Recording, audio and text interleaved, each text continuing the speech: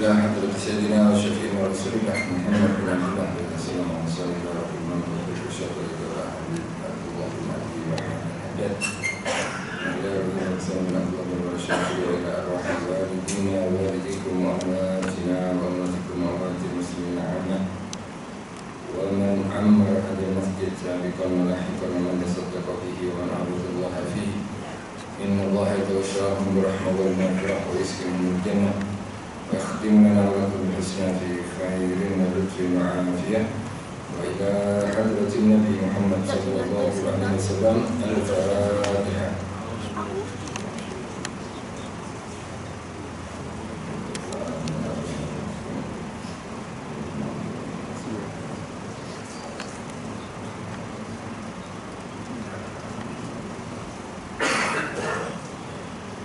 الحمد لله الذي هدانا لهذا وما كنا لنهتدي لولا أن هدانا الله. اللهم صل وسلم على سيدنا محمد مفتاح باب رحمة الله عدد ما في علم الله صلاة وسلاما دائمين بدوام ملك الله وعلى آله وصحبه ومن والاه ولا حول ولا قوة إلا بالله. رب اشرح لي صدري ويسر لي أمري واحلل عقدة من لساني يفقهوا قولي. أما بعد. Yang dimuliakan oleh Allah Subhanahu wa taala, muslimin, muslimat, hadirin, hadirat, musyahidin, musyahidat, tuan-tuan, puan-puan rahimakumullah, alhamdulillah. Bersyukur kita kepada Allah Subhanahu wa taala atas segala kurniaan yang Allah terus kurniakan kepada kita. Kurniaan yang paling besar, nikmat paling agung adalah nikmat iman dan Islam. Mudah-mudahan Allah Subhanahu wa taala menjaga iman kita dan Islam kita sampai akhir hayat kita. Amin ya rabbal alamin. InsyaAllah sambil kita beriktikaf di rumah Allah Subhanahu wa taala, kita teruskan pengajian kitab Risalatul Mu'awanah atau buku petunjuk tarikat ke jalan akhirat, yang mana akhir sekali kita kongsikan mengenai sabda Rasulullah sallallahu alaihi wasallam, al-kalimatu thayyibatu shadaqatun. Perkataan atau perkataan yang baik atau ucapan yang baik itu sama dengan sedekah. Bila ada seorang muslim yang mengucapkan assalamualaikum, tulisannya atau catatan yang akan ditulis untuknya bukan setakat pahala salam saja, tapi juga termasuk ditulis pahala sedekah. Bila kita juga memberikan arahan atau memberikan satu alamat dengan perkataan yang baik, itu juga sedekah. Ada pengemis datang kepada kita cakap dengan baik, lupa tak ada wallet kat kereta, lupa tak bawa duit. Cakap dengan baik ni, tapi tak tipu lah. Wallet memang dalam kereta, tapi kan dalam poket kan ada duit. Kadang orang ni pandai-pandai nak hilang kan. Wallet ada kereta kau, itu pakcik nampak tu pakcik, alamak kantoi pula ni. Itu penipuan namanya. Dia bukan penipuan, memang wallet dia je di di dalam kereta dia atau di rumahnya. Alhasil kita cakap dengan baik, baik itu seperti menolak tadi. Cakap baik saja adalah dikira sedekah. Maka bercakaplah sekiranya ucapan tadi atau perkataan adalah perkataan baik. Faliyakul khairan, sabda Rasulullah SAW, au liyasmut. Tanda orang yang iman sempurna adalah mengikut arahan Nabi, faliyakul khairan, ucapkanlah ucapan yang baik atau diam. Kalau tak boleh cakap baik, diam, senyap. Itu adalah ibadah juga. Di antara berita-berita yang maksurah, yakni sama ada kata-katanya atau doa-doa dan wirid-wirid yang diajarkan oleh Rasulullah SAW, atau sesuatu yang diamalkan oleh orang-orang yang terdahulu. Apabila dua orang muslim bertemu, lalu mereka berjabat tangan, akan dibagikan kepada mereka 100 rahmat. Dua orang muslim bertemu, sebab bahagia nampak saudaranya, bersalaman dia orang. Dua orang ini bersalaman, maka keduanya dapat 100 rahmat. Akan tapi 100 ini bukan dapat 100, dibagi dua. Dibagi dua. Pembagiannya macam mana? 99. Ini pembagiannya 99 dan 1. Yang satu dapat 1 rahmat, yang seorang lagi dapat 99. Dikatakan 99 daripadanya bagi orang yang lebih banyak menampakkan gembira. Bila jumpa saudaranya senyum ceria, meriah namanya, dengan tanya kabar bukan senyap dia. Yang paling gembira kita bertemu dua orang, maka dia dapat bahagian 99 rahmat. Maka ini merupakan anjuran untuk kita berlumba-lumba untuk menampakkan kegembiraan kita ketika bertemu saudara kita. Fastabiqul khairat. Cepat-cepat ya. Allah. Baik, kemudian oleh sebab itu ketika jumpa jiran, kawan lama, nampak apa nama? Ramah ya. Nampak friendly, rapat, padahal kita rapat pun, tapi orang pun saya ingat sekali dia jumpa dia, nampak dah jumpa 100 kali dia, anggap kita tu macam saudara. Oh, dah dapat banyak orang itu. Jadi raut muka dia, wajah yang dipasang tu ketika menghadap kita sangat-sangat seronok, sangat memenang orang. Kita yang kalah, bukan kalah, kita untung sedikit lah. Kita untung 1, dia dapat 99. Maka anjuran bila bertemu saudara atau kawan lama, nampakkan muka ceria, muka paling bahagia, senyum, paling kurang senyum, tanya kabar. Oh, lama tak nampak awak, bagaimana saja? Ingat dah mati. jangan macam tu orang benci. Dia mati macam mana? Aku hidup lagi itu gurau. Tapi alhasil kalau biasa gurau tak ada masalah mungkin.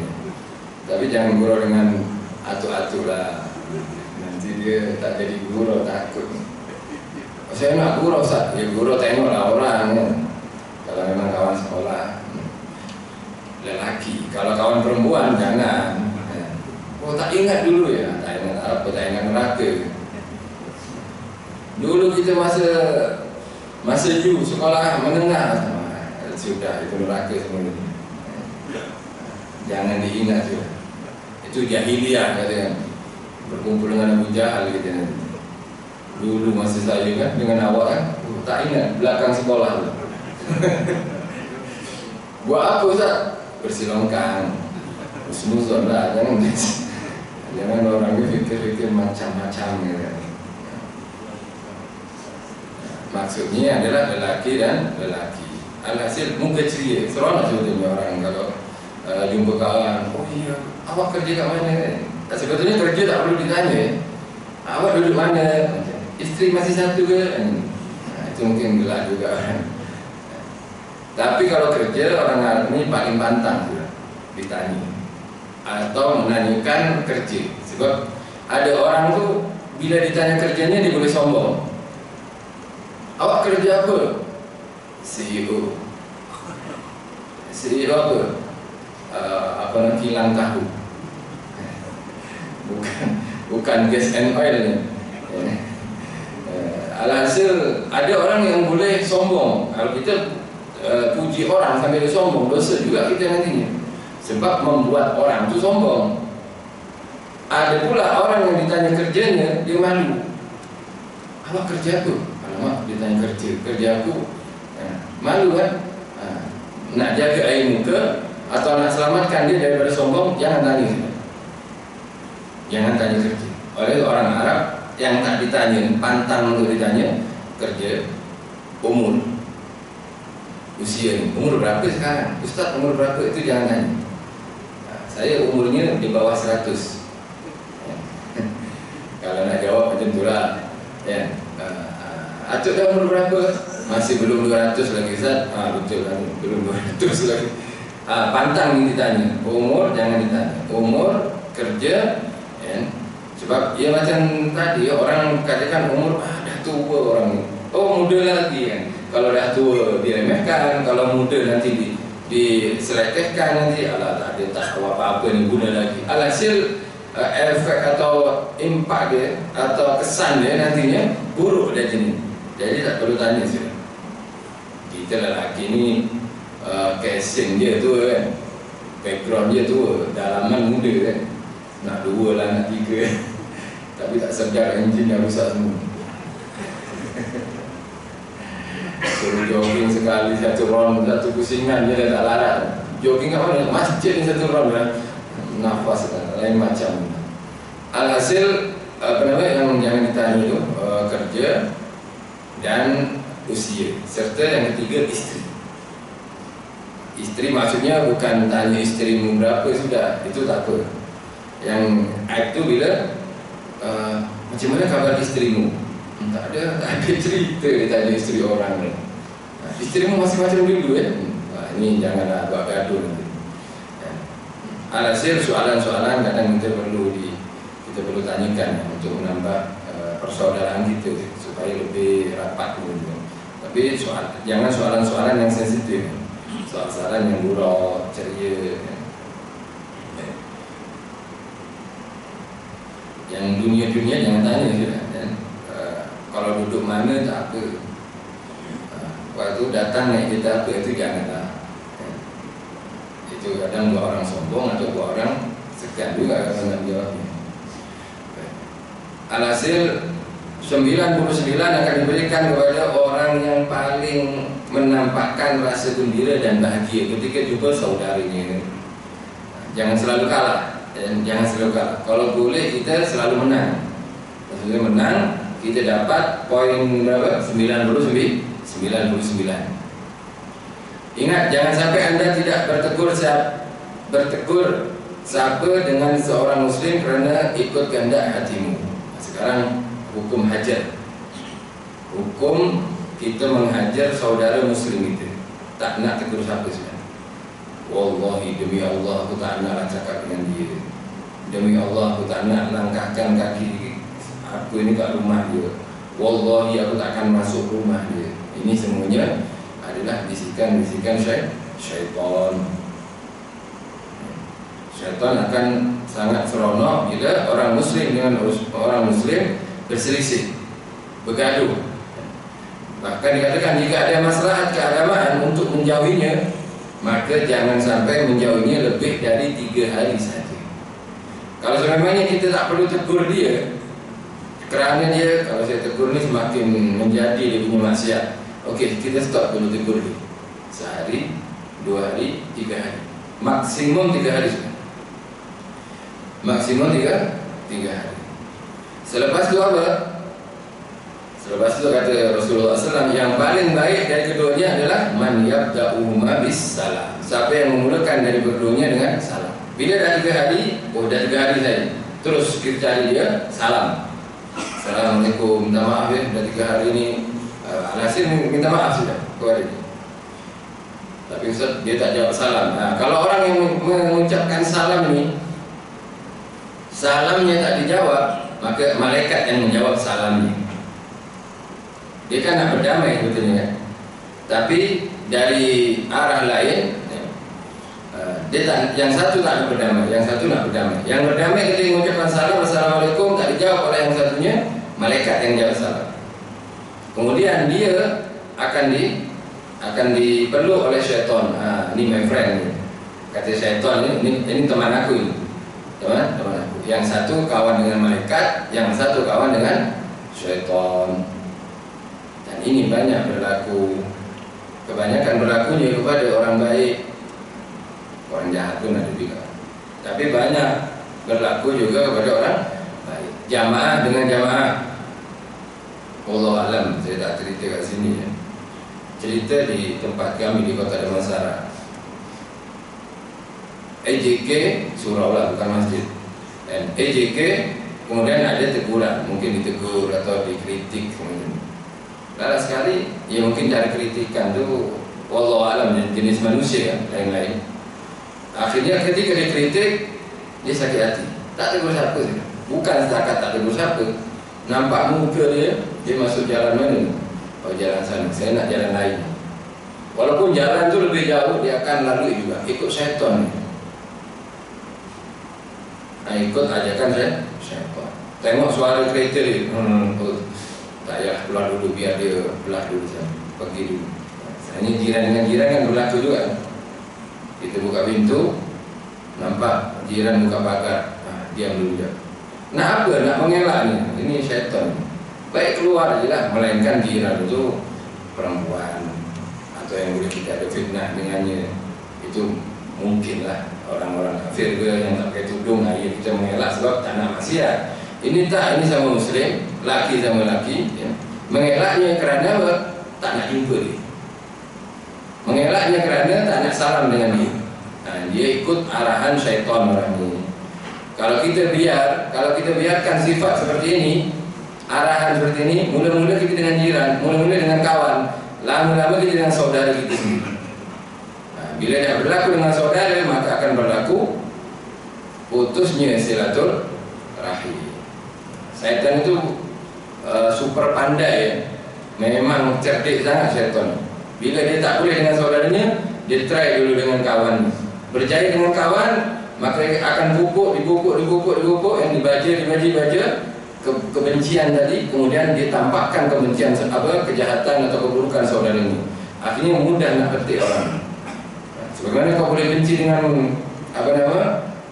kawanmu, kau juga mesti benci dengan saudaramu. Lala sekali silaturahimnya terputus. Rahimnya terputus, jadi memutus silaturahim. Akhirnya sabda Rasulullah SAW, la yadkhulul jannah qati', tak akan masuk surga orang yang memutus silaturahim.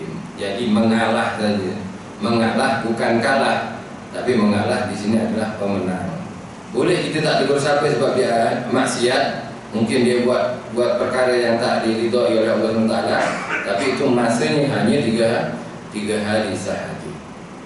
Lepas tu ucapkan salam, assalamualaikum. Masih tak berubah lagi, kita itu sekiranya kalau kita diamkan dia, kita tak tegur dia, ada kesan. Kalau kita tak tegur dia, semakin menjadi dia, ya kita tegur lah, kita bagi nasihat. Sebagian orang tu ada yang sensitif. Orang sensitif ni maksudnya kalau kita tegur dia mood dia baik ya. Perasaan dia jadi baik. Tapi kalau kita tak tegur, dia akan bad mood nanti. Orang ni buruk perasaan. Baik aku burukkan dia perasaan supaya dia tanya kepadaku. Alhasil menegur ini menegur atau tak menegur ikut daripada maslahat. Bila memang maslahatnya, kebaikannya adalah menegur, tegur. Kalau memang tak menegur, jangan tegur. Tapi ada batasannya, yang ini sampai 3 hari saja. Maka telah bersabda Rasulullah SAW, man hajara akhahu fawqa salasin adkhalahu Allahu an-nar illa an yatadarakahu Allahu bi rahmah. Ini ancaman yang disampaikan oleh Rasulullah SAW untuk orang yang tidak mau menegur satu saudaranya lebih daripada 3 hari. Siapa yang tidak bertegur satu terhadap saudaranya melebihi 3 hari, sabda Nabi, kelak dia akan dimasukkan oleh Allah ke dalam neraka. Sayang, solat di masjid, solat di surau, berjamaah, dah orang menganggap dia baik, lala sekali dia tak tegur siapa. EJK dengan, bukan EJK sini ya, EJK sini baik-baik insyaAllah. EJK surau sana tak tegur siapa, bahkan dia pun pergi kat surau yang lebih jauh, padahal rumah dia dekat-dekat je dengan surau ni. Sebab dia dah geram dengan orang tu, dia pergi yang jauh. Ikut hawa nafsu, ikut bisikan syaitan. Dikatakan maka kelak dia akan dimasukkan ke neraka oleh Allah SWT, kecuali jika dia membebaskannya dengan rahmat Allah. Kecuali dia mendapat rahmat Allah SWT. Semua ini apabila menjauhinya itu kerana tujuan mendidiknya. Adapun jika dia suka melakukan yang batil, yang salah, perbuatan haram, dan meninggalkan yang hak, meninggalkan yang wajib, meninggalkan yang benar, maka tiada akhir baginya sehingga dia kembali yang benar. Yakni menjauhinya dalam hal serupa ini adalah wajar, kata Imam Haddad. Bahkan kalau memang ada masalah, bila lebih saja tak ditegur orang ini akan menjadi baik, ya jangan tegur dulu. Jangan tegur dulu. Ini selalunya berlaku di pondok selalunya. Di pondok, di tempat-tempat pendidikan, cikgu itu selalunya atau ustaz itu selalunya tanya-tanya kabar. Ustaz ini selalunya perhatian. Kenapa tak perhatian? Akhirnya murid itu pun bertanya-tanya, apa yang berlaku? Ya. Murid yang cerdik dia akan fikir, mungkin saya tak solat jamaah kot. Jadi dipikir dia punya kesalahan. Mungkin saya sebab semalam tu dihukum kerana merokok contohnya. Ya. Akhirnya apa? Aku tak nak merokok. Ketika dah berubah seperti ini, maka akan ditegur oleh gurunya. Tidaklah hanya menunjukkan sukaria dan gembira setiap kali tiba perkara yang menggembirakan kaum muslimin, seperti turunnya hujan setelah mengalami kemarau. Ini pun anjuran untuk kita bahagia, seronok. Ketika hujan, dan lama tak hujan. Kalau hari-hari hujan dia sedih juga gitu. Takut banjir, dan sebagian rumah orang muslimin boleh banjir juga. Kemudian orang-orang yang niaga tepi jalan tu kalau hari-hari banjir, kasihan juga dia orang. Alhasil sekiranya kemarau panjang, kemudian turun hujan, maka sunnah bagi kita bergembira, seronok. Alhamdulillah hujan, alhamdulillah. Kirim kat grup hujan. Bahkan disunahkan mandi.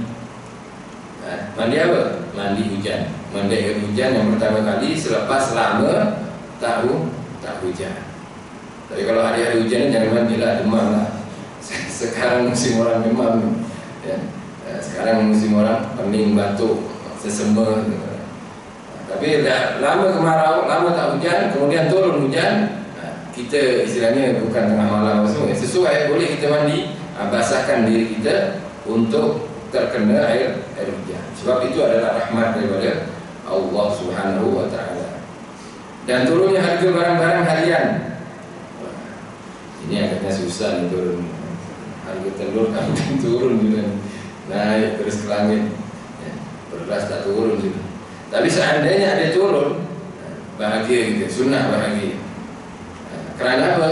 Alhamdulillah, saudara orang muslimin boleh seronok, boleh beli harga. Khususnya ini boleh diwar-warkan. Kalau harga turun tu boleh diwar-warkan, sebarkan beritanya. Kan ada sebahagian pasar raya ini kadang buat diskaun, kan? Buat sale, sebahagiannya. Sebahagian seperti yang disebut pasar raya, yang hijau, yang biru pasar raya, ada yang pink, ada yang oranye. Selalu yang hijau ni beras dia murah. Yang hijau dari L. Permulaan kan, nanti saya promosi pula kat sini. Tak dapat apa komisen, promosi pula. Tapi kerja. Yang L, yang G ni kurang tu. Yang G ni beras kadang murah juga. Alhasil bila jumpa beras murah kat pasar raya, jangan diam saja. Biar aku beli banyak. Biar jiranku. Tak, kita kena seronok. Seronoknya macam mana? Bagi berita kat grup perumahan kita. Jalan dengan murah. Guys, sebut pula. Ya. Ini pasar raya dengan murah ni beras. Biar datang semua kat sini. Ini minyak dengan murah, datang lagi kat sini. Kalau nak turun permanen kan susah sekarang kan. Mungkin berapa hari dia turun, kemudian naik balik kan.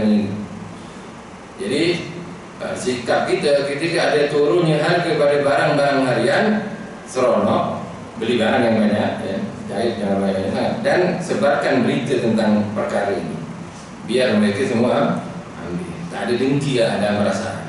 Bila kita bahagia, kita ingin berkongsi dalam kebahagiaan tersebut. Kadang ikan kan, ada ikan tu turun harga sampai 50%. Apa kita tahu yang lain.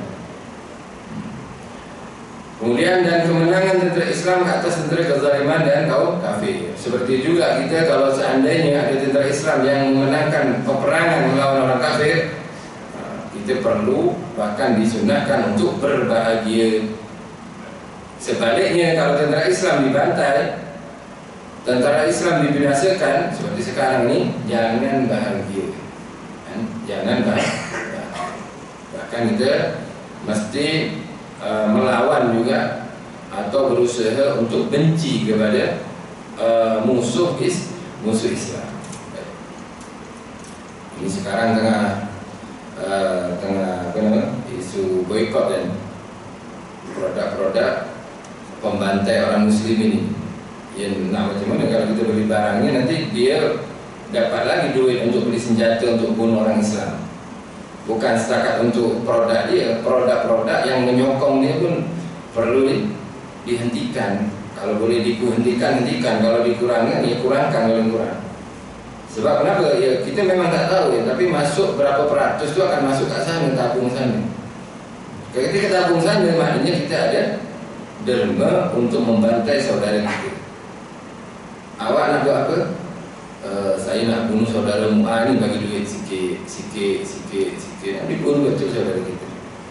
Orang Islam itu. Kemudian hendaklah anda merasa sedih dan pilu setiap kali turun ke atas kaum muslimin daripada bala bencana. Sebelum bencana turun, sedih, wabak. Ini semuanya ini ibadah qalbiyah ya. Yang disebutkan ini adalah ibadah hati. Kalau tadi ceria itu mungkin kita boleh tambahkan dengan wajah kita, dengan muka kita. Tapi yang ini bahagia nih. Yang pertama bahagia ketika orang lain mendapat nikmat. Ini bahagia itu dalam perasaan. Juga boleh ditambahkan dengan perbuatan. Juga turun hujan, itu bahagianya dengan perasaan. Turunnya harga dengan perasaan. Tentera Islam menang dengan perasaan. Ini ibadah hati. Termasuk ibadah hati adalah kita sedih atau kita pilu setiap kita mengetahui orang muslimin terkena bala bencana atau wabak atau harga mahal. Ada harga mahal, sedih gitu. Ya Allah, bukan sedih kerana kita beli mahal juga. Kasihan macam mana orang di bawah kita ni. Orang yang hasilnya kalau kita saja kerja macam ni rasa berat nak beli barangan ini, lebih-lebih macam mana orang-orang yang di bawah kita. Sedih perasaannya, itu ibadah. Kesedihan tersebut akan dibalas oleh Allah Ta'ala dengan pahala ibadah hati. Harga mahal, fitnah ya. Fitnah apa? Fitnah yang berlaku kaum muslimin. Sebab muslimin ya, orang Islam, bukan Islamnya, orang Islamnya. Sekarang ini hampir semua maksiat telah dibuat oleh orang Islam. Maksiat di zaman Nabi, maksiat di zaman sebelum Rasulullah pun dibuat oleh orang Islam. Mencuri, orang Islam pun mencuri. Tak semuanya, tapi ada buat. Kemudian riba, orang Islam riba. Berjudi, orang Islam berjudi. Main perempuan, zina, orang Islam berzina. Minum arak, orang Islam minum arak. Laki dengan laki, gay, orang Islam pun ada. Perempuan dengan perempuan, Islam ada, jangan risau. Dengan binatang, Islam ada. Kemudian dengan anak sendiri dirogol, Islam ada. Itu kan ada 3 orang. Anaknya 3 orang, semua dirogol oleh bapak dia. 12 tahun dia buat benda. Ini macam mana orang Islam ini? Lepas itu nak dapat kemenangan daripada Allah SWT. Orang tua yang menjual anak seperti kaum Yahudi ada dalam Islam. Dijual anaknya, disewakan. Kemudian istrinya pun disewakan, ada dalam Islam. Tukar istri ada, tukar suami ada tak? Ada, semua ada. Nah, ini namanya fitnah. Bila kita tengok berita atau mendengar kabar-kabar seperti ini dan kita sedih, itu ibadah. Itu adalah ibadah kepada termasuk ibadah di sisi Allah Subhanahu wa taala. Dan apa? Dan adalah Anda berdoa kepada Allah agar Dia mengangkat sebuah bala bencana itu dengan meletakkan penyerahan penuh terhadap qada Allah dan qadarnya. Kalau kita dapat berita macam itu, semua maksiat telah dibuat oleh orang Islam, macam mana? Doakan, berdoa nak buat macam mana sudah kita tak mampu sudah. Dengan binatang ada, dengan manusia ada, dengan anak tiri ada, anak angkat ada, anak kandung pun ada. Dengan emak dia pun ada, emak kandung. Alhamdulillah min. Ini siapa ni? Orang Islam. Orang Islam. Lepas tu macam mana Ustaz? Apa perlu saya buat? Doa saja. Doa dan jaga keluarga masing-masing. Jangan nak pandai-pandai cakap, oh macam tu lah. Tak perlu. Jaga keluarga kita. Tengok anak kita tu, perempuan. Anak kita yang perempuan main dengan siapa dia? Tengok anak kita yang lelaki, tengok apa dia kalau dalam bilik dengan sunyi. Alhamdulillah. Ada budak umur 15 tahun. Dia tengok benda-benda lucah tu, video lucah. Ini baru ni. Kemudian nasib baik bukan di sini. Dia bukan di masjid maksudnya. Tapi alhasil 15 tahun tengok benda lucah dipraktik kepada budak umur 8 tahun sampai mati budak. Jadi yang laki 15, perempuan 8 tahun. Macam mana? Kalau kita tengok kan budak tu, oh masih budak-budak mungkin nak bermain. Kan kita yang tua-tua ya, bukan tua-tua, yang lama-lama. Jadi kita orang-orang lama ni, kita tengok tu, oh mungkin budak ni nak main kot, mungkin nak buat kerja sekolah kot, homework ke apa kan. Husnuzon gitu. Tak tahunya buat benda ekstrim yang dibuat oleh orang-orang kafir Yahudi.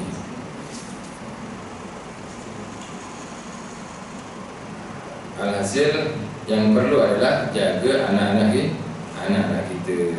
Jangan biarkan dia seorang lama-lama dalam bilik. Kita apa lama dalam bilik? Kalau baca buku, masalahnya dengan phone, dengan komputer dia, semua benda yang boleh dilihat. Semua benda boleh dilihat. Maka Rasulullah SAW telah bersabda, Man lam yahtam bi amril muslimin falaysa minhum.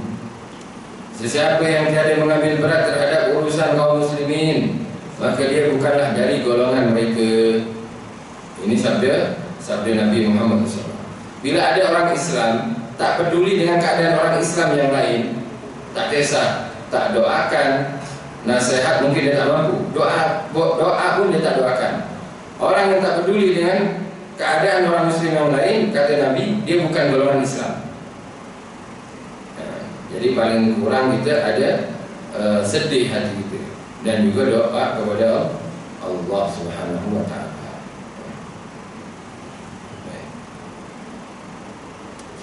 Dan juga Nabi Muhammad SAW bersabda, Masalul mu'mini fi tawadihim wa ta'atufihim masalul jasadil wahid.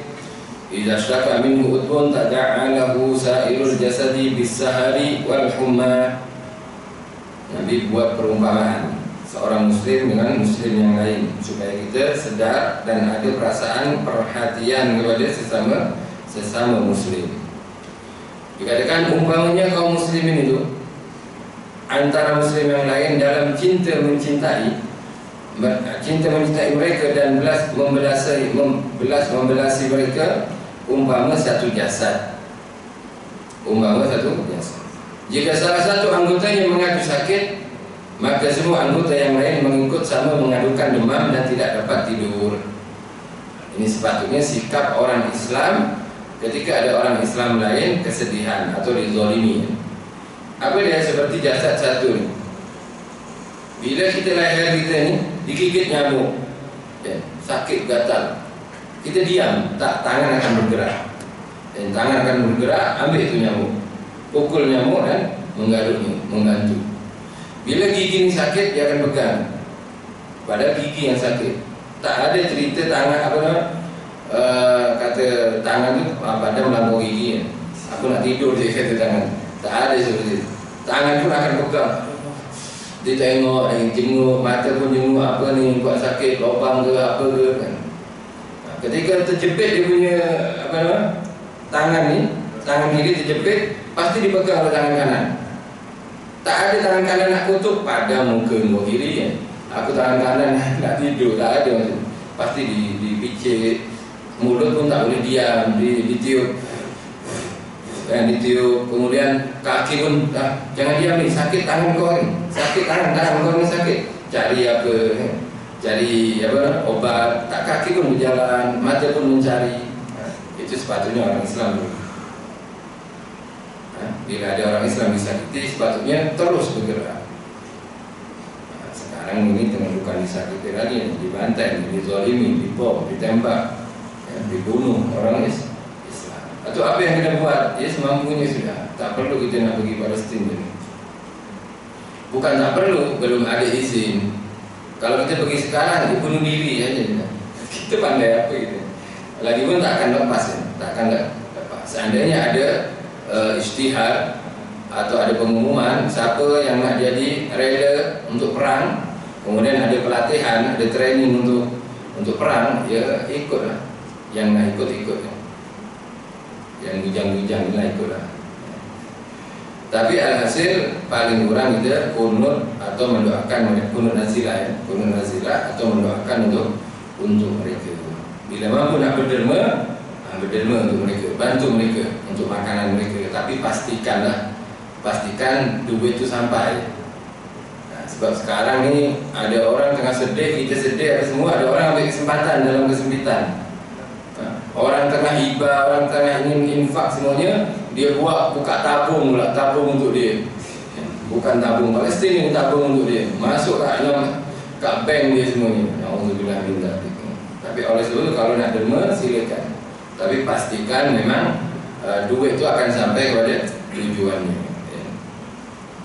Pastikan. Kemudian satu lagi.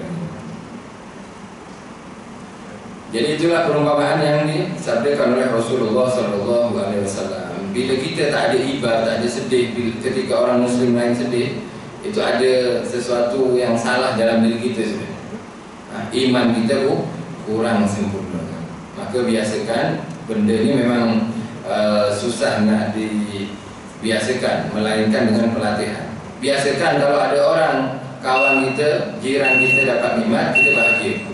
Kalau ada saudara kita mendapat bala atau musibah atau satu yang menyakiti dia, kita coba bersedih. Nah, sebab itu adalah termasuk daripada kesempurnaan iman yang disampaikan oleh Nabi Muhammad SAW. Wallahu a'lam. Bismillahirrahmanirrahim. Allahumma shalli wa sallim ala sayyidina Muhammad wa ala sayyidina Muhammad.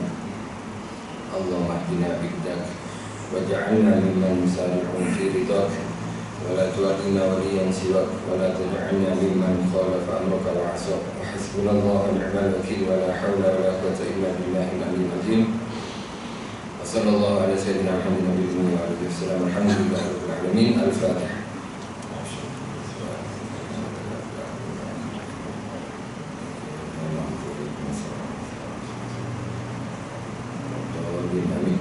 Jazakumullah khairan katsiran. Terima kasih saya ucapkan atas segala perhatian. Silakan kekurangan kasar dalam ucapan atau penyampaian mohon dimaafkan. Wabillahi taufiq wal hidayah wa ridha. Assalamualaikum warahmatullahi wabarakatuh.